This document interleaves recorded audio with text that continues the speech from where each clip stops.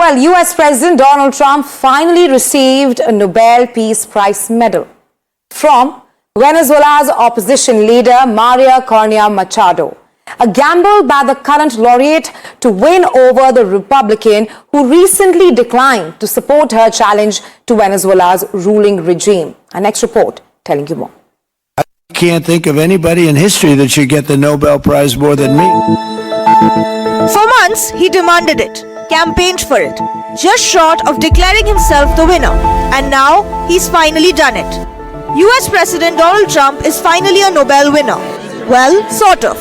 Venezuela opposition leader and Nobel Peace Laureate Corina Machado has gifted the golden medal to Trump. Part tribute, part political gamble, and a high-stakes attempt to win over a president who has so far refused to back her fight against Venezuela's ruling regime. I presented the President of the United States the medal of the Nobel Peace Prize. The people of Bolivar are giving back to the heir of Washington a medal, in this case the medal of the Nobel Peace Prize, as a recognition for his unique commitment with our freedom. An over 2-hour-long meeting with Trump, one away from the cameras, a rare sight at the White House. A low-profile visit, a signal from Washington that it wants to boost ties with the existing Venezuelan government than support Machado's bid.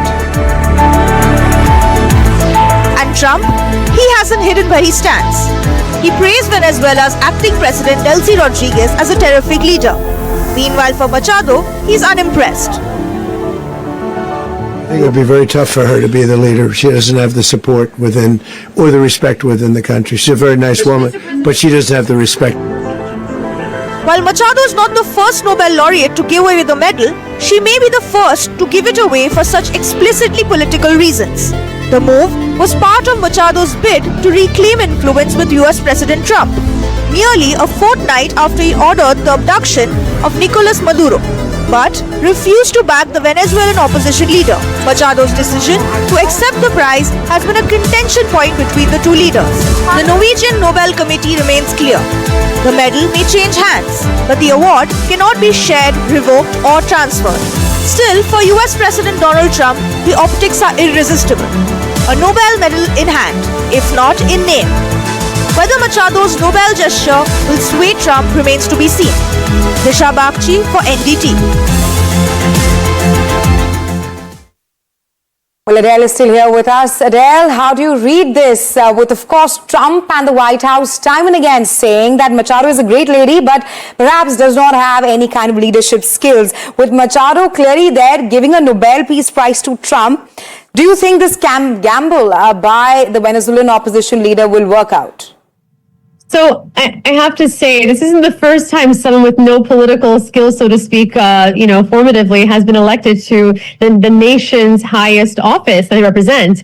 Corina Machado, I think she's a much, honestly, better, more formidable candidate than Delcy Rodriguez. When you talk about the people, the difference is this, okay? The difference is that Rodriguez, she represents the continuity of collapse. Machado, she represents legitimacy. She's the antithesis of the regime.